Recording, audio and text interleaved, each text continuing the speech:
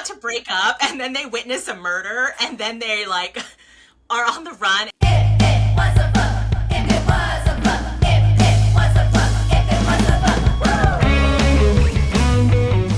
Hello, my name is Ashley. You may know me from 130 Books in 130 Days. You're listening to the If It Was a Book podcast, the podcast that takes real situations that happen to myself, my guest, or one of you listeners and rewrites it into what would happen if it was a book. Today we're joined by the lovely Denise Williams. Denise wrote her first book in second grade, I Hate You, and its sequel, I Still Hate You, which are incredible titles. Couldn't have done it better myself. These featured a tough, funny heroine, a quirky hero, witty banter, and a dragon. Minus the dragon, these are still the kinds of books that she likes to write, and she holds a PhD in education. When she is not writing, reading, and thinking about love stories, she spends her days working in university administration. Denise now lives in Des Moines, Iowa, with her husband, son, and a dog who is so quirky, she really needs to end up in a book. I think that you could write your dog into this book if you wanted to, the book that we write together right now. My dog could end up in so many books. The quirkiest thing is she'll only enter a room backwards. And she does it kind of to the beat of Back That Ass Up. TikTok, I put it to music during quarantine, and yeah, she kind of just does a 360 and then backs into the room, and she's a real quirky little girl. Wait, I love that. And you said you put it to music during quarantine. Can I steal that and put it into this video, to the video version of the podcast?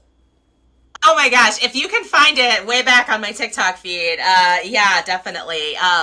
Certainly don't remember where it is, but it's on TikTok somewhere. I can find it. Don't worry. If it's on your author page, I can find it. I believe it. I believe you. What's a weird thing your pet does?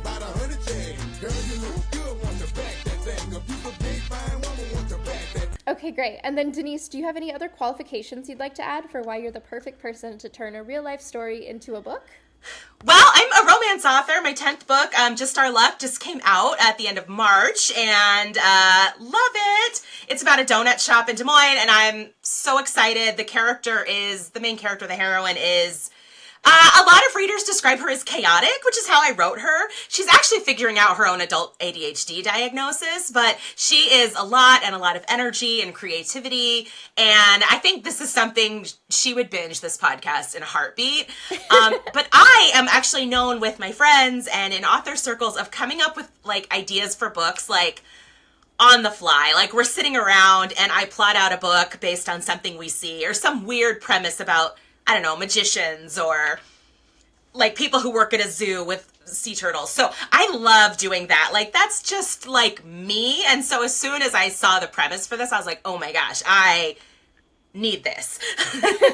Yeah, so you truly are the perfect person. And also, just because we've already brought it up, I loved Just Our Luck. I finished it just a few days before. Thank you. And when this comes out, it will already be out. So this book comes out on March 25th, and I do love Sybil. But my man, he is a Virgo king, and so am I. So I love him so much, Kieran.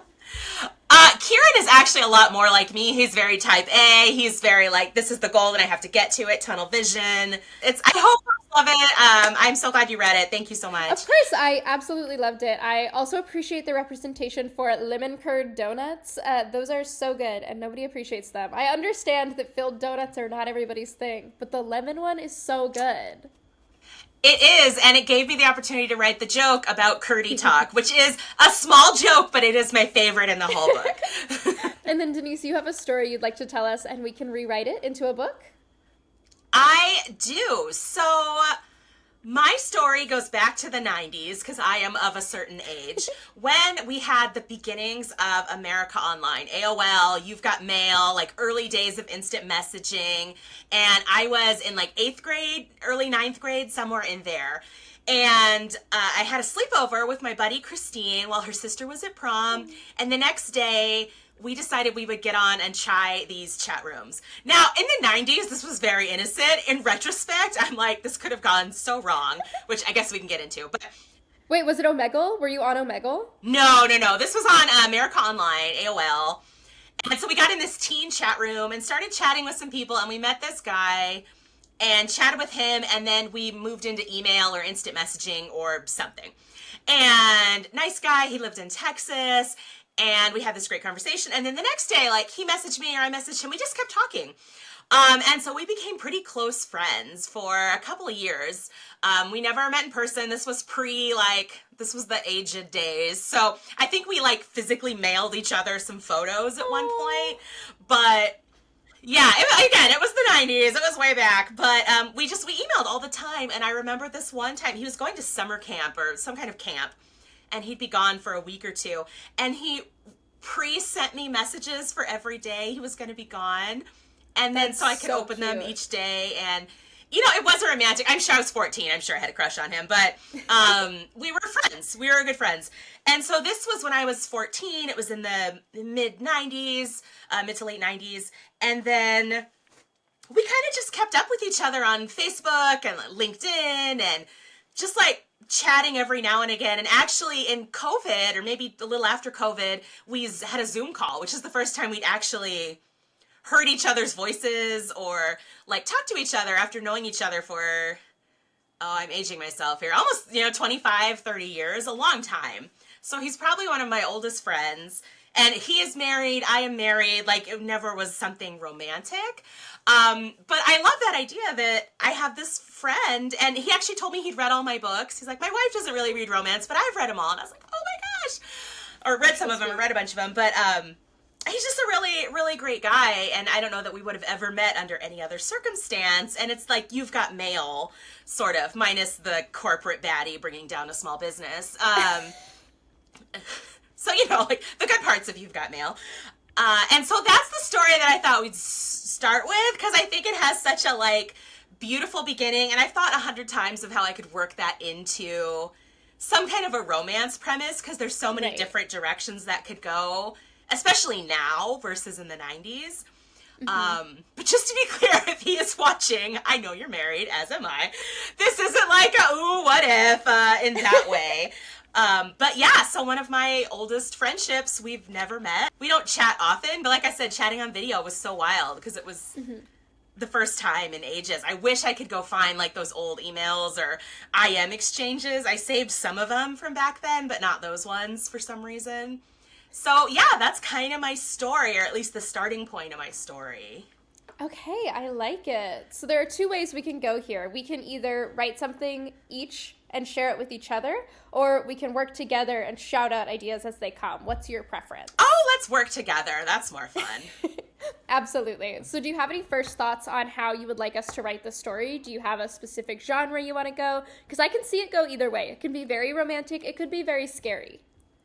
Okay, here's what I'm thinking is romance suspense. So it starts out with this kind of cute coming back together, however, whatever, but then it turns into something suspenseful, or I don't know, dark, but maybe like suspenseful, some kind of adventure, something like that, a mystery. But it could start in the romance space because that's the world I live in. Like my background, I think, is pretty clear there. Yeah, I like it. Okay, so where would we like to start? Do we want to start with the first IM? Are we already friends online? What are your thoughts here? So in a book, I would probably start early days of friendship, but not the initial, where are you from? What do you do? How old are you? Like, that's not very interesting in terms of a book. But I think for people my age and maybe a little older, the You've Got Mail thing, the ding of the IM, you used to get all these like really great auditory prompts when you had a message before email was like, oh, another email. So something like that, I think for folks my age anyway, takes you immediately back to that moment of someone is paying attention to me. Somebody is interested to talk to me, which was so like fresh at that point. It is a little different now, but I would probably start with that. Okay, yeah, I think it's fun to do little top things on the chapters. So the chapter, it's like chapter 4 or whatever. And then there's a little something that's not necessarily dialogue or part of the narration of the scene. But I think that would be fun to do email subject lines or like a line from the email, just something being like, oh yeah, and remember the emails that were happening?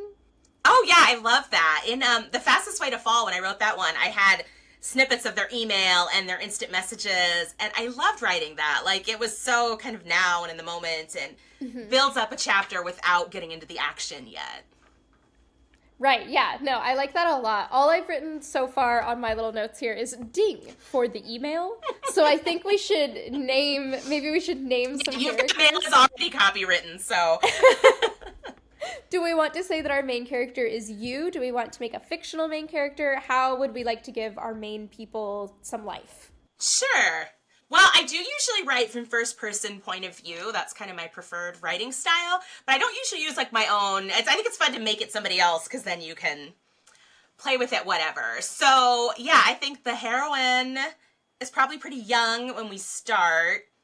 I feel like the 90s is now historical romance, so it doesn't need to go back that far. Those are logistics for copy editing. But I'm trying to think. I'm so bad at character names. Sometimes they come to me immediately, and then sometimes they are still undecided by the time I turn the book in.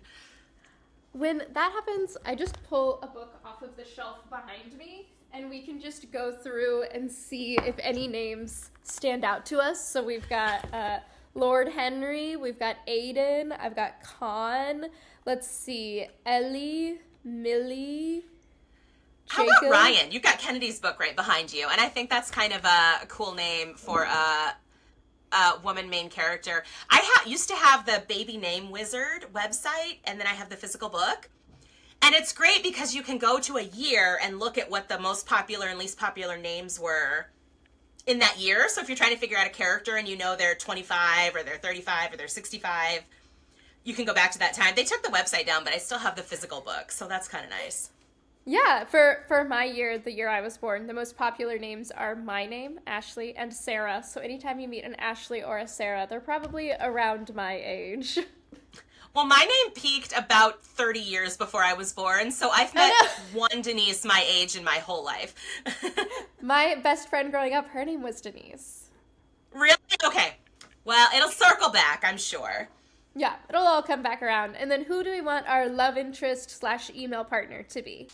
Oh, I think his first name should be... These are all things I could have thought about ahead of time, and of course didn't. How about Austin or Alden, something with an A and 2 syllables? Yeah. Okay, yeah, let's go with Austin because of Okay. Austin and Ally, a children's TV show. Okay, Austin and Ryan, there's our... And then the fun thing with this is you have to come up with screen names, too, because that's how you would Right. know the person. You know, before you shared your real names, you'd know them by their screen name. Okay, so yeah, I will just tell you, I did not know that AOL stood for America Online until... Oh my gosh, now. I'm so old. Yes, that is what it stood for. I knew it existed, I just didn't know what it meant. Well, and it's still around, actually. Like, I didn't know that until recently, but I saw somebody with an AOL email address, and I was like, well, surely this is no longer valid, and it is. Like... Yeah, one of my very close friends, we share our locations, and I was looking at her location, and her location email is an AOL account, and I was like, what? Does that work? Wow. So that's a minute, but yeah, it does still exist. It switched over to the instant messaging platform when I got into college, and then that's what a lot of people used for a long time before social media got more mature. Yeah, so I think any screen name should have to do with someone's hobbies. So we've got to build our characters a little bit. So Ryan and Austin need some interests that we can write into their screen names. I think Ryan is a Jane Austen fan. And Okay. so that might be part of their initial connection because her Austen and fan. Austin. Yeah. All right, I'm thinking Austen, like Austen, because Jane Austen, and then LUVR, lover. Yep. And then we'll just say 8, because there were already 7 other Yes, Austen lovers. perfect. Solid. Even in the 90s, there probably were already 8. Austin with an I, what are his interests? You know, I think he is an athlete. Okay. Maybe like, I'm trying to think, not football or basketball or baseball, like maybe one that's a little more off the beaten path, like, golf maybe, tennis or cricket. I was thinking more like, Lacrosse? tennis or gymnastics. Lacrosse could work, yeah. I was just Something thinking that's still about active, but is... Yeah, so like lacrosse, tennis, or gymnastics are all good ones. Let's go gymnastics. Okay, cool. So he's a short king, love. My son does gymnastics. That's not where this came from. But I spend a lot of time in the gymnastics studio. And so when they're in high school, it might not be like his whole life, but it could be something flips. Okay. Oh gosh, hold on. I gotta dig through my brain. Double flip, back flip. And I don't know what his last name is, but it could be a play on his last name, like flip, flop. His last name probably isn't Flop. That's not really a romance last name, but let's pick something because editing exists. And kick, flip, X. Okay, the flop one was funny. Honestly, I'm gonna stick with flip flop, and we can always change it later. Flip flop 12. So they have just met, and he thinks that it's someone from his school, and is like, Austin lover, you like me? And she's like, no. Yeah, I think it even start out more innocently, like you know, you're chatting online with somebody, and at least back in the day, like you didn't know their name, and so it was sort of that like next level of vulnerability, like what's your actual name? He can say, Austin, that's why I messaged you at first, because I thought you were my soulmate, or, you know, joking, like something like that. And then that's sort of a setup for an ongoing thing. But I actually think I would start their introduction a little after that, where they're already kind of into it. Okay. You see that first spark of like crushing, but we're at a distance. What do we do? And I don't know that I would actually spend a whole lot of time in the past. Okay. I think I would sort of set up the possibility for this grand romance and this like connection. And then I think they share some kind of joke or reference that then when they run into each other as adults, that reference is going to come back. So something that's like, I don't know, like a song that somebody loves, or like a saying that they say, or something like that. And then in my head, they're going to have a chance meeting later that's like, oh my God, are you this person? But they're going to know because of this reference or this something. Okay, love. Okay, so we had talked earlier about starting kind of romancy and then changing it up a little bit, and I'm thinking about that chance meeting. And you can totally shoot this down, but it's just off the top of my thoughts. So I think that when they meet when they're younger, and they can always do this flashback to those chats, but I think that there's going to be some sort of like ghosting situation when they were really close friends. And I want to say one of them, it doesn't matter which one, was having kind of a rough home life and maybe is removed from the home for whatever reason. We can figure that out. But I'm saying that in doing so, they lost access to their AOL account, and they couldn't, like, after, I want to say a year or something, a friendship, it's just kind of radio silence. And the other person's end, there's no real reason why. And so I think that is going to be the reference. It's going to be very important. But as they meet again as adults, they start to realize it's the same person, and that same person that they had like a crush on as a teen or whatever. But there's that, why did you stop talking to me tension? But then there's also the, like, I'm embarrassed and I don't want to talk about what happened when I was a child, but I don't want to share that with you. So there's this miscommunication. But we don't have to do it that way. That's just something I was thinking about. Yeah, no, I like that. I think some chat of theirs will go a little too far into the romancy area. His parents find out, block his AOL access or his chat access, whatever. So then it's just gone. And again, if this is taking place in the history where it is, you couldn't just like text somebody or like get on another platform and message them. Like that was it. That was done. So maybe the reference is a tattoo that one of them wanted to get. Like, man, it'd be so cool if I could get a tattoo of this thing that's really specific, like a banana on a skateboard or I don't know. Like this Austin quote that I love and this bird that I love, some combination that would be really unique. So they talk about how they'd love to get these tattoos, and that's one of the things, and then communication is cut off, and we fast forward. So then maybe they run into each other somewhere like pretty innocent, like, I don't know, maybe like a grocery store or on a subway train or something like that. And one of them sees the other's tattoo, and it's like, oh my gosh, are you? And it's this cute, like, oh my gosh, my crush is back. And then something blows up.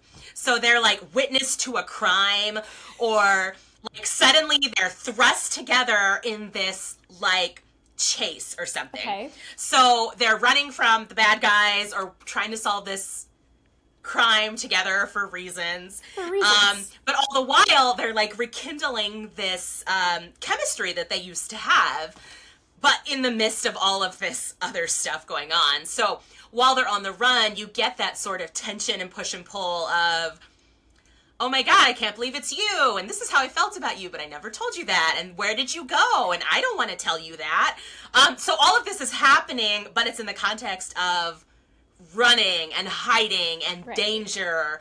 So you get like this great plot thrust as these two figure each other out. And then they have this sort of common mission, so they're forced together. So you get those forced proximity vibes. And then that initial chemistry, you can have a few flashbacks, but maybe like he did save the conversations, or he still has some of the emails, or she has her tattoo that she always planned to get, but the one that he got is reference to her. And something that cute. something that she said that really bolstered him.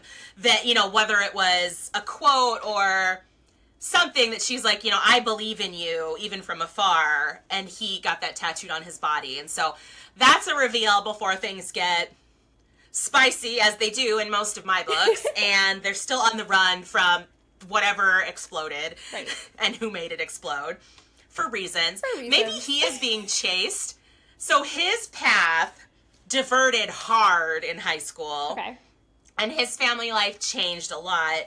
And then he ended up with some bad folks, like some folks doing, I don't know, like with drugs or with something. So he got out of that world, but for some reason folks are coming after him. So they're actually chasing him, but now he's with her, and then things evolve from there. Yeah, I like it. Oh, that's so fun. The problem with doing these is that I have so many questions that I'm like, okay, so what's going on? What blew up? What happened here? No, I like it. I like it a lot. It's fun and silly in a good way, but I need so many details. It reminds me kind of Lovebirds, if you saw that. It came out in like 2020 or 2021. Oh my gosh, it is probably the funniest movie I saw in the last decade. Okay, I'll look it up. They're about to break up, and then they witness a murder, and then they like are on the run. It's got amazing character actors in it, and they are just hilarious, but it's also really touching and romantic. Oh. But like my stomach hurt from laughing so much at this movie. It used to be on Netflix. I will look it up. It sounds really funny, and I like that a lot. I like the idea that they've witnessed a murder, not to steal directly from the movie you just told me about, but I do like that. And also, I like that they have mentioned meeting on a subway. That could work. I like that. I think that it's really interesting that they would have to jump onto these different trains to try to escape people who saw them witness the murder. I think that would be really interesting, and especially when they've split into different parts of the city they're not super familiar with, and they have to like pretend everything's normal. Maybe they fake date. Maybe they have to act not suspicious. There's a lot of ways that I can see that getting fun. Oh yeah, you get all kinds of little like micro trope moments of fake dating, fake marriage, fake siblings. Like you get all these great like little as they're on the run. And because of his past, he thinks he'll be suspected, so that's why they don't immediately go to the police. Oh. She, at the same time, like, this is all on him, but she is going through, I think she's going through a messy divorce. Mm-hmm. And part of their conversations back in childhood were sort of what happily ever after is. And she had gone to get that, like, perfect guy and perfect house and perfect marriage, and it all crumbled. And so she's in this moment of like, what do I do with my life? And like, where am I going? And then happens to run into this person. And so it feels very fated. It feels very meaningful. But also she's at this point of like, this is not who I have been my whole life. I lived in the suburbs. I don't go on the run. And now she is, and it's exciting, and it feels like a fresh start for her. So that's part of her drive and motivation, is that she's on an adventure, which she feels like she hasn't been because she's been in this bad situation. Right. And then with this guy who had her heart all these years ago, who she's never really forgotten. Oh, I love it. Oh my God. I think it works. It totally writes itself from there. It does. Oh my goodness. Okay, I like it a lot. So I would love to know what she said that got tattooed on his body, like what that chat was. And it can be something like kind of innocent, but we just have to know what it is, because I feel like I'm in like TikTok brain and I'm like, I want to make an edit of it. I think that it would be good to like have those words like flashing in the background of something. You know, I think it would be something fairly innocent because they're kids. It's in a friendship space. I think she would say, let's see, it'd have to be something that relates to his adult life and his decision to leave kind of this world that he was in that was challenging. And I think she tells him, like, you're enough, in fact, you're everything, or something like that. Because he's thinking, at whatever point she says that, like, I don't know if I'm good enough, I don't know if I'm whatever enough. And maybe that's in the context of gymnastics. And then part of what twists his experience is he has an accident and he can't do it anymore. Oh. So he had this, you know, maybe promising collegiate or Olympic career in front of him, and then he has an injury and he's not able to do this thing that he's put so much of his energy in. Right. So maybe this is right after his injury, and she says, like, no matter what, you're enough, you're everything. And so that is what has stuck with him, and maybe he gets the tattoo at the spot of where his injury was. If it was a knee injury, like, it's somewhere around, like, over the knee or around the knee, or maybe it was a shoulder injury and it's, like, over and down into a sleeve. And it's kind of hidden in the sleeve. But something like that, so it's not immediately obvious, but then it's...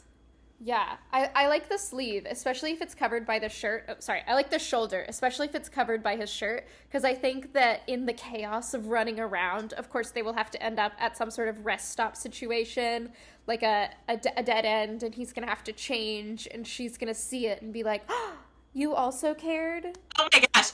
Actually, he'll get injured, and you'll do the typical, look, it'll be on the back of his shoulder, and just, you know, let me take care of this for you and get a Band-Aid on it because you can't really reach it well, and then it's, like, the touching, and probably it's a dark, kind of shady bathroom, like, or something, and then, you know, then you've got that, like, spark moment, but I think if it's an injury, that allows for some vulnerability from him, and a moment where walls could go up or walls could come down.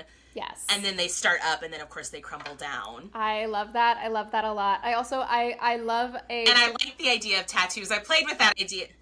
Oh, go ahead. Oh, I'm sorry. I was just saying I love a caretaking moment, so I'm all about that. But what were you playing with a tattoo? Oh, yeah.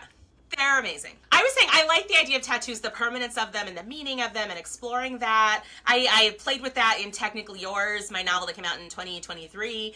And I actually have this book by Kip Fulbeck. He's an artist.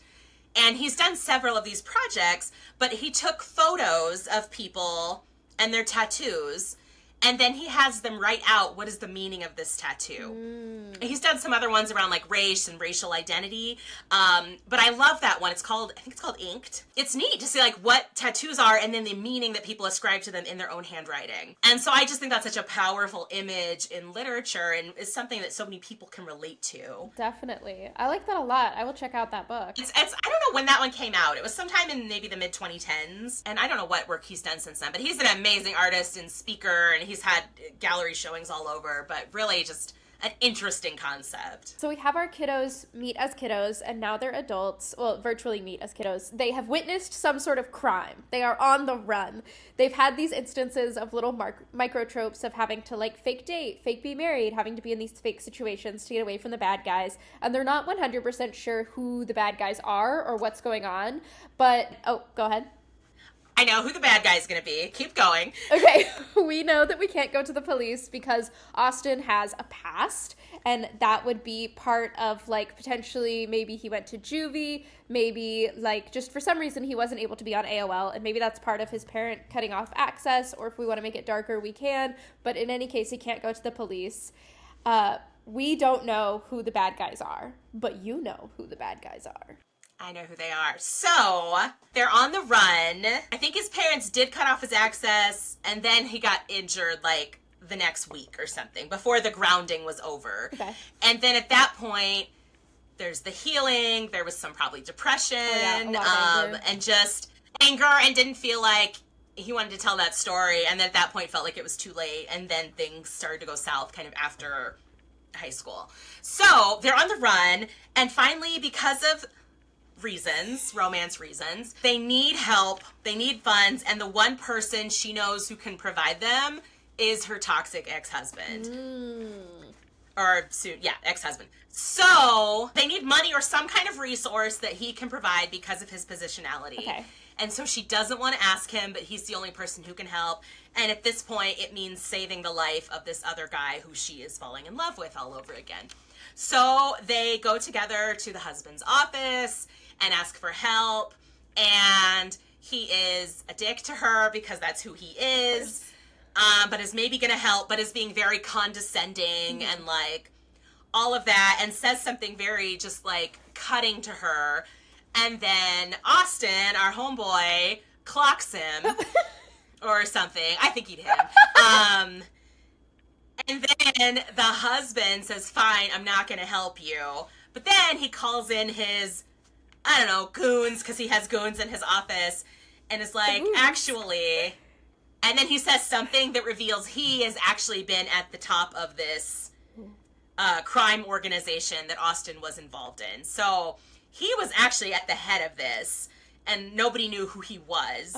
So he is the big baddie. Like, he's the ultimate bad guy. And then he kind of captures them. So they're tucked away in a room or locked off, or maybe they're taken off site to some remote cabin or something, but he has them. And Austin has some kind of information that he wants. I think that's why they were coming after him. He had information on the location of some diamonds or some drugs or some secret he was going to spill or something like that. This is how I brainstorm. Those details are for another time. But he has something that this guy wants in the organization that's important. A microchip. I don't know, something. And then he is threatening him to get it, and he's threatening him with her. Like his ex-wife, who is this love interest. And so that's kind of your culminating moment, like that climax point. And then a fight ensues. Of course, he is taken down. Like, love saves the day. Kiss in the rain when they're all bloodied and beaten and broken before we, move on to the epilogue. That idea of fate on the good side and the bad side, because she married this person completely unknown that he was connected to this person. And then it ties into this whole adventure. And I think in the end, Austin gave her the thing or the information. So he thinks he has to get it from Austin, but actually she's the one who has it too. If it's physical, she has it now. If it's information, she has it too. And so then it gives her a moment of empowerment. So she's just not this like shrinking damsel kind of off on the side. Like, she's an active part of this, but the husband has dismissed her for so long that he doesn't suspect that she has this power, something she was reminded of throughout the story by our hero. Maybe he does some kind of cool backflip in the fight. I don't know. Maybe that comes in. Or she does, because after knowing him, she took some gymnastics classes and like got a little good at it. I don't know. That would just be a nice little throwback. But anyway, so then she is ultimately the one who takes him down because he was so dismissive of her for all these years. And then, yeah, she is bolstered because of the relationship and realizing this power that she now has. Okay, I love it. I love that she takes him down with a back handspring. Iconic of her. Yeah, I don't know how that fits in the story. I just think it'd be a fun visual. It is. I love it. Okay, so I think we have like a pretty strong structure. Is there anything you want to add to our story? I think it's a lot of fun. I would definitely read it. Oh my gosh, I have 100 books I need to write right now that are on, there's the TBR list to be read, but I have a to be written list. And I love this. And I actually think my friend from way back would get a total kick out of this too if I shared this with him. No, I like that. I like the idea of it. Of course, you have to fill in the pieces of where they're running and what is this thing that they're protecting. But that idea of being on the run and having all these moments. Again, if you watch like Lovebirds, it has so much of that energy. I think, so I've got just like this slight little detail that I want to add in. I'm going to say that the murder they witnessed was a murder that was meant to kill Austin. Like, they were targeting Austin as a guy who kind of looks like Austin. So they were targeting him for whatever microchip they needed. So they meant to kill Austin, but they accidentally killed somebody who kind of looks like him. But in the search of the microchip, so that's why they're on the run. They knew they were after him. She was a witness. They are now in it together. They saw them together. So now they're stuck in this running away situation. But just to sort of like tie it back to that ending where they are after the microchip, because I think that there's no setup for them to be the original target. If it doesn't make sense why there was a murder at the beginning if the microchip was not originally in his hands. Yeah. Does that make sense? Yeah, and the person who was murdered actually wasn't a stranger who just looked like him. They do look like him, but he was the person he was going to give the thing to. an informant or somebody undercover or something like that. And so that's why he can't go to the police, because they're going to suspect him of doing it, because there's all this footage of him being there.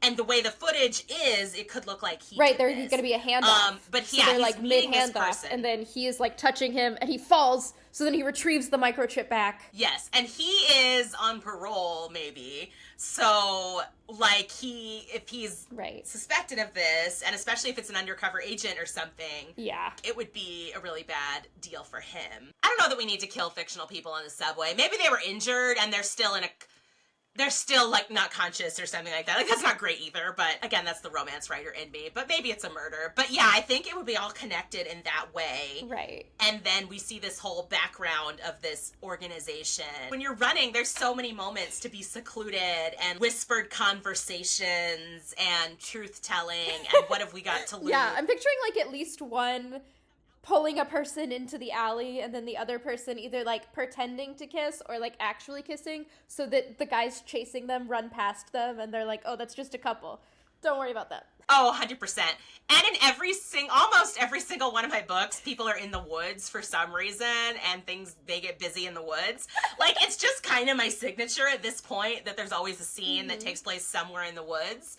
And it happened in Just Our Luck. It's in all of my books. And I don't even like camping. Like, I'm not a woods person, but that's just my signature now. So yeah, they end up maybe in this remote cabin is where they meet the ex-husband or something to like get this money or this transportation, or it's totally comes together, and I love the tension of it. It's weird. It's weird, but it's fun. I like it a lot. So I think we're ready to move on, unless you have any other final thoughts on our book. Otherwise, I'm going to ask you about your upcoming, it'll be released by now, but your upcoming newest book. Okay, the first thing I wanted to ask you about, and this is in both the audio and the physical copy. At the end of the audio, beginning of the physical, there's a copyright that says, "Thank you for buying an authorized edition of this book and for complying with copyright laws by not reproducing, scanning, or distributing any part of it in any form without permission. You are supporting writers and allowing Penguin Random House to continue to publish books for every reader." And that's like normal. I've seen that in a lot of the Berkeley editions that I have for the past few years. But in this one, there's a new part added on. It says, "Please note that no part of this book may be used or reproduced in any manner for the purposes of training artificial intelligence technologies or systems." That has been a big issue recently. Did you request that be added in? Is it something Berkeley's adding to all books? What happens? Yes. Yeah, that's going to be standard Penguin Random House boilerplate moving forward. For folks who aren't aware, folks have been training AI on pirated books. Most recently, like the LibGen story broke. That's actually part of an ongoing lawsuit and things that are happening. They're not the first. Basically, instead of paying for or asking permission, pirated ebooks, which are stolen ebooks, have been used. So yeah, that wasn't me, although I fully support it. I think most authors do. But that is probably standard boilerplate that you'll see in, I'm guessing, any books that came out after probably early 2024. I haven't looked, actually, at my last release was 2023, and I don't think that was in there yet. I suspect looking at any other books like coming out now from Penguin or other big publishers, you'll see that. The audio, when I listened to the early of the audio, that was the first time I'd heard that said.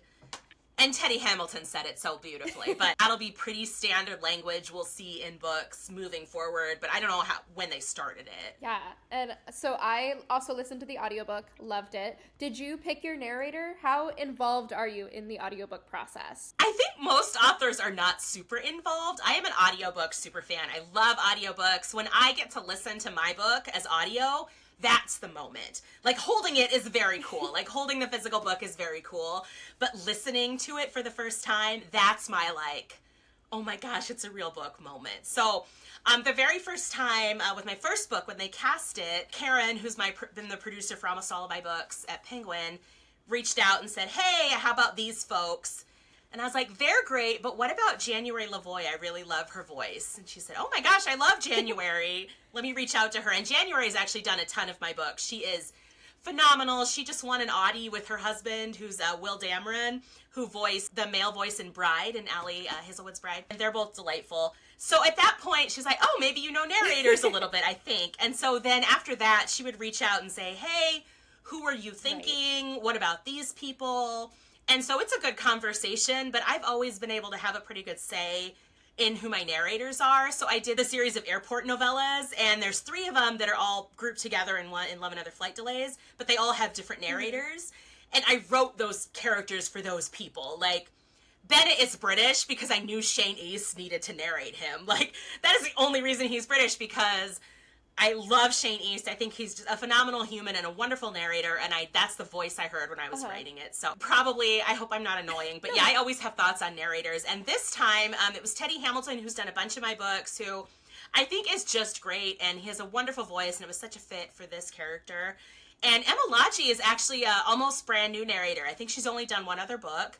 And my producer suggested her and said, hey, let me send you an audition tape, or an audition recording of her saying some of my book, and I could listen to it. And I think she knocked it out of the park. She was an amazing Sybil. Yeah, like, she did great. She was wonderful, and her with Teddy I thought were great. So I am always just so in awe of narrators. I get so excited, and I get so angry that AI narration is a thing, because those voice actors are just doing such great work. And when I'm writing, I think in the voice of narrators I really like. So I actually was driving up to Minnesota, which is like 3 hours from here, and I was listening to a David Sedaris book. Definitely not romance, but I love David Sedaris. So then I got where I was going, and I was working on my book when I got there, and it was his voice in my head. So I was hearing David Sedaris narrate my steamy romance scene, which is candidly hilarious. If he is listening, I would be into that collaboration because it was delightful. So I really love the say I get in helping to pick the narrators and vet like who would be a good voice for this person, and kind of the energy, and even giving some insight into they're really excitable, or they're really bright, or they should be kind of slower in their speech, or whatever it might be. And then they always take it and run with it. I didn't know that you had enough say to then write books around the narrator that you like. That's so cool and interesting. Well, I wrote it and then said, hey, I really need Shane Hughes, so I'm glad they could get it. Please, can we have? We need Shane. Yes, can you, I had his assistant, his virtual assistant read it for me for authenticity and language. That is so cool. Oh, I love that. I'm also a huge audiobook person, and I love that so much. I'm so glad you were able to get so much say. I know you said not all authors are involved, but I like that you are, and I think that all of the audiobooks that I've read of your books have been very well done, and I also hate AI narration. Down with AI, just in so many ways. Narrators are amazing. January Lavoie has done a ton of mine, and she's wonderful. Teddy Hamilton's done a bunch of mine, but then I've had just some great other narrators. So since you are also an audiobook person, do you listen at the speed it's recorded? Do you speed it up at all? What's your vibe? Do you slow it down? I know some people who slow it down. I do not slow it down. I used to be a 1.2 girly. I was that for a long time. And now I'm usually a 2.0, and I'm listening to an audiobook series with my son right now. And so when we do that, I keep it at 1.5. So depending on who is narrating and like the speed that they narrate at, I usually do 2.0, 1.7 to 2.0. How about you? Yeah, I do 2.0 unless there's an accent, because my brain can't process accents that fast. So then I'll have to bring it down to like 1.7 or lower. Sometimes I can be at 1.5 for an accent that I'm like, wait, hold on. Wait, what? There are some like voices I just want to hear. Like sometimes I'm listening to a really great book narrated by like Jason Clark or Jacoby Diem, where they've got like that low gravel in their voice, and I'm like, let's just slow that down to 1.2. I just want to hear that a little bit more. Yeah. Tend to go faster now, but I kind of did have to train my brain to hear that. Yeah, sometimes I'll go up higher than 2.0 if either if it's a book club book and I just need to get through it, or for whatever reason, I need to finish it faster. I cannot go above 2. Above 2, it sounds like chipmunks to me. But in the same way that you're like, you trained your brain to go up from 1.2, anything below 2.0 does not sound like chipmunks. Anything above it starts to sound distorted. And I think that's just a good tell for your brain for like, if it's starting to sound distorted, it's too fast for your personal reading comprehension. I used to, not to age myself, but I used to listen to audiobooks on tape with my little cassette player, my little cassette Walkman, and my little headphones, and my little batteries at the baseball field where my brother was playing sports, and I was just being an annoying child. But I would listen to cassettes, and there's no speeding that up. I just listen at one speed all through my childhood. And it wasn't until like 2020, mid-pandemic, that I started speeding them up. And that's because I had Audible escapes. Did you ever have Audible escapes? I am heartbroken about it. Audible Escapes was this romance-specific audiobook subscription package that you could listen to as many as you wanted. And it was great for me because I was listening to like one a day. I was working from home, I was baking, I was getting through them. Yeah, I kind of remember it. It does not exist anymore. I can only hope for the benefit of the authors that it like maybe wasn't paying them enough, and I'm sure that it's actually for the benefit of Amazon. Oh, I mean, most things are, Yeah, but... but I like to think that it's so that authors are paid more, but we'll see. But that was like how I started listening faster, and of course Libby and Hoopla and all of the wonderful options through the library. And then Penguin Random House very kindly put me in their audiobook program. Thanks, love y'all. So I'm able to listen to ARCs just a little bit early. So I was able to listen to an early copy of Just Our Luck. Me too! Total flex. Yes, big flex for me, what can I say? But I have some book recs that I'd like to grab from you, unless you have anything else about audiobooks you'd like to say. Oh, I mean, I could talk about audiobooks all day long, but yeah, we can go to book recs. Okay, so I just like to end all of my episodes by getting some book recs from my guest. So the first one I'd like to ask is, what is your all-time favorite book or series? All-time favorites. In romance, I have two. They're both a little older now. The first is Kennedy Ryan's All the King's Men duet. So good. I love Kennedy. I think she's just really one of the best writers out there doing the work today.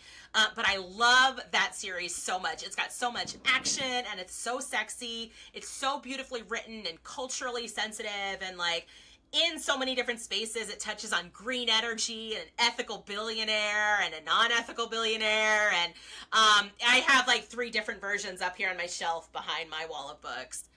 Oh, me too. I'm grabbing mine now. Yes, they're both so good, and then Queen Move is the third kind of book you can read and link to it. So that's a series I probably re-listen to every couple of years. I recommend it for book clubs. I just think it's a great entry point for romance for people. The other one that I reread often, probably I re-listen to it, although I have the physical book too, is an older Lauren Blakely title, and it is called The Real Deal. It is absolutely my favorite fake dating, boyfriend for hire romance that's out there. There's just something so delightful in how she writes it, how she writes this small town, how she brings these characters to life, their kind of rich backstory for the hero. That, I don't know, to me, just, it's so charming, and it just always gives me the, like, feeling that I could kick my feet. It's definitely a rom-com. It's got some heavier elements to it, but it's very light. It's pretty fluffy. And that is just a personal favorite. I don't even recommend it to others all that often. But for me, it gives me the kicking feeling of just joyful reading. So I usually reread that once a year. And then what is your most anticipated book of 2025? It can be one that already came out. I know we're like a quarter of the way through 2025 now. No, that's okay. There's actually plenty that are still coming. August Lane by Regina Black is about 2 Black country stars. And I'm a little biased. Regina Black was my mentor for a pre-pub writing competition a few years ago, but her book, The Art of Scandal, I think was one of the best ones of last year. There are a few that I've read already that aren't out yet that are just going to, I think, make a lot of waves and just be really wonderful reads for people. Like Mia Sosa's new one, When Javi Dumped Mari. Emily Henry's is going to be great. I haven't read that one yet. Jasmine Guillory's, by the time this airs, I think it's out tomorrow. Flirting Lessons. So I think there are a few others in the early part of the year that are really going to be wonderful. And then there is a brand new, a debut romance author, Elise Wayland. Rivals to Lovers, I think is the name of the book. And it is, if you ever stayed up late to read books under your covers with a flashlight, this is the romance for you. Like, it is about book people, a classic text, and adapting it in a reboot, and it's so bookish. Like, it's just so bookish and so sweet and so sexy. I think folks are really going to love that one. I mean, the title alone, Rivals to Lovers, Yes. I'm sold. I'm in. And who are your writing inspirations? Who do you always go back to? I think it really varies, actually, based on the book I'm writing. I can't read Kennedy while I'm drafting, because then I'll just feel bad about my own writing. She's so good. So I think I actually go back to sort of the trope I'm writing, and I think I like to look at folks who do that well and draw some inspiration from them. Sarah McLean is so great at like building conflict and tension, whether it's an historical or a more like current context. I think Adriana Herrera is so great at building like really rich characters. Nikki Payne is newer to the scene, but she's so funny. If I could have even an iota of her humor, I would just love that. I just read other people widely and then just think about what they're doing that's going well that then I can do in my writing, not to copy that, but to really take some inspiration. And I think I go back to the joy I feel when I'm reading the real deal. I don't know why that for me is such a like joyful, happy, swoony book, but I always get those feels, and that always kind of inspires me to think about how I can infuse that in my books. What is the book that you recommend to people the most? I don't have set one. I recommend Kennedy very often, but usually I'll ask people what they like to read now. So if they're already, I was at a work event, and someone said, "Oh, you write romance, right?" And I was like, "Oh yeah." And I said, "Oh, I just read my first one. My friend recommended I start with this one that she thought would be a good entry point." And I said, "Well, what was it?" And she said, "It's Priest by Sierra Simone." And I was like, she's like, "What's that face?" And I was like, "It's a wonderful book. She recommended you start with that?" And so I was like, "Those are great books. Sierra Simone's a gorgeous writer. Like, I love her writing, but that's a jump." I usually find out what they're reading now, and then, like, do you like reading Heat? Have you ever read that? Are you wanting to ease in more? Right. Yeah, I think that's great. There are so many good books to recommend, and I also always recommend Kennedy. Thank you so much for listening. If you would like to submit one of your stories to be a prompt for one of our guests, you can do so at ifitwasabook@gmail.com. If you would like to follow the podcast, you can do so at ifitwasabook. We're on TikTok and Instagram. If you would like to follow me, the host, I'm on TikTok, Instagram, and YouTube at Wicked Reads. Denise, where can they find you? You can find me at Nick Will Writes on Instagram and TikTok and Blue Sky and Threads. If you liked what you heard, please feel free to leave us a review. If you prefer visual episodes, you can watch the episodes on YouTube, and you can listen to the episodes on Spotify, Apple Podcasts, and wherever you listen to podcasts. Be sure to subscribe so you never miss an episode. New episodes are released every Monday. Thanks for listening. Bye. If it was a book.